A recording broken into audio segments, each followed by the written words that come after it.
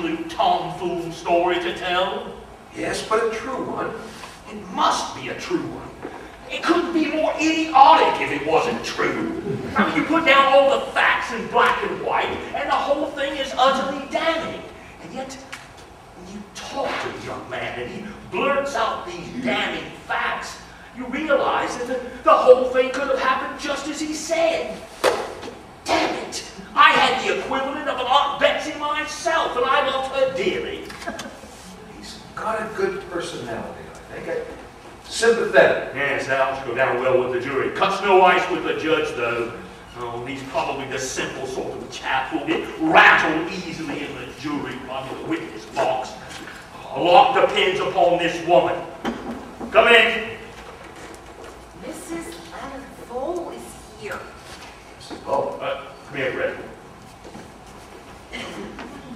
Now, you saw that young man.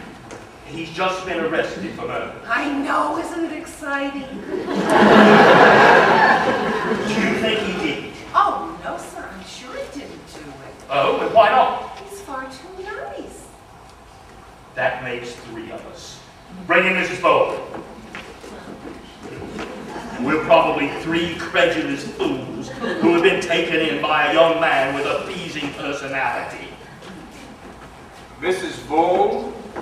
Oh, my dear Mrs. Vole. Ah, so you are Mr. Mayhew. Yes. This is Sir Wilfred Robarts, who has agreed to handle your husband's case for him. How do you do, Sir Wilfred? How do you do? I've just come from your office, Mr. Mayhew. They told me you were here with my husband. Quite. Just as I arrived, I thought I saw Leonard getting into a car. There were 2 men with him. Now, Mrs. Vole, my dear Mrs. Vole, you must not upset yourself. Here, why don't you sit down right here? Thank you.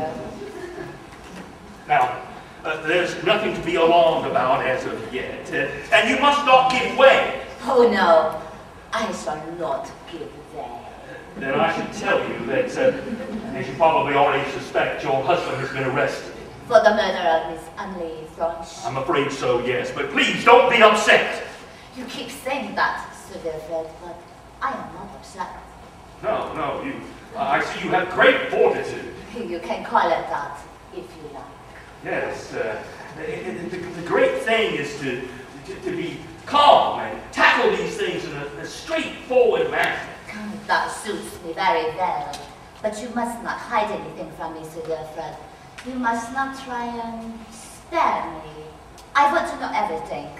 I want to know the worst. Splendid. That's the right way to tackle these things. But we must not give way to alarm or despondency. We must look at these things in a simple, straightforward manner. Now, you see, your husband became friends with Miss French about 6 weeks ago. You were aware of that friendship. He told me he had rescued an old lady and her parcels one day in the middle of a crowded street. He told me she had asked him to go and see her. Yes, all quite natural, I think. And he did go and see her. Yes. And they became great friends. Evidently. And you, of course, were allowed to come home. You did not object at all to your friendship with this, his friendship with this lady. I did not object, no. No, of course you did not object. And you were allowed to go and see him on any occasion with her. Leonard thought it better not. He thought it better not?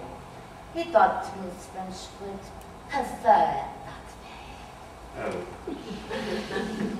And just between ourselves, and he thought she would prefer it that way. Yes. Oh. And why was that?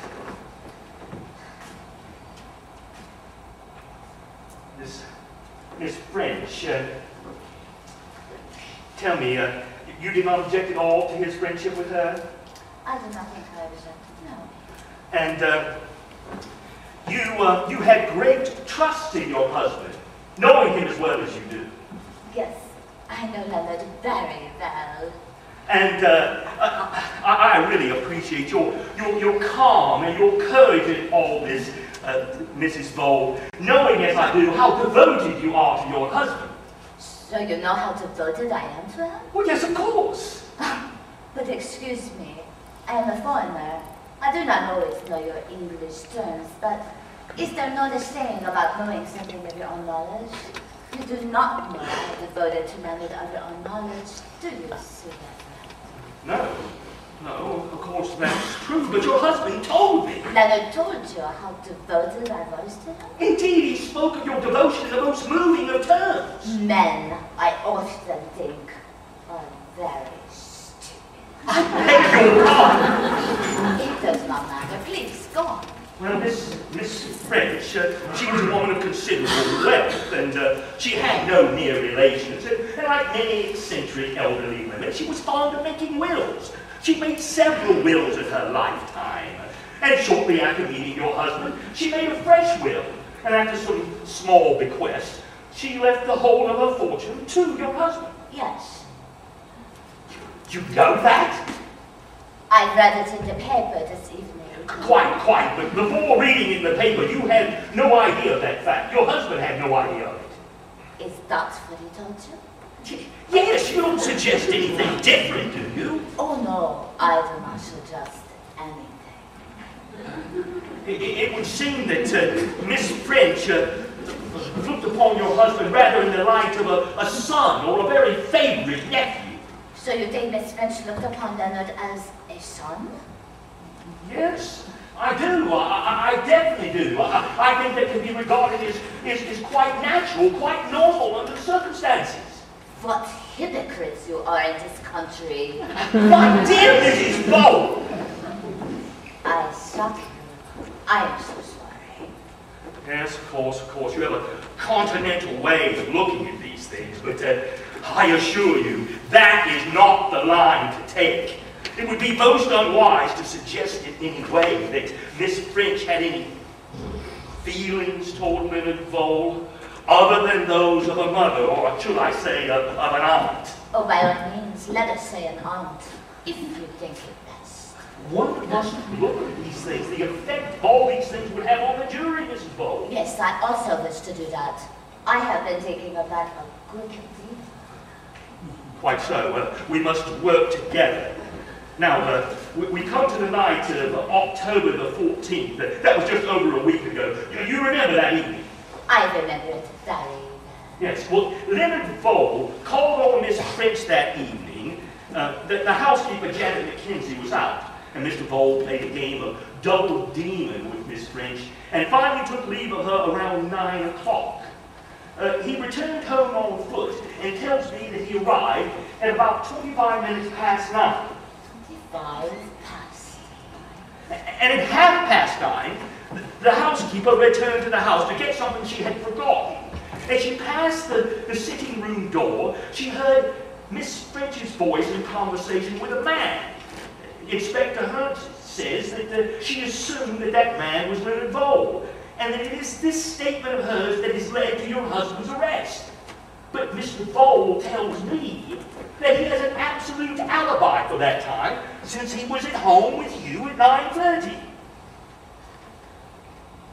That is so, is it not?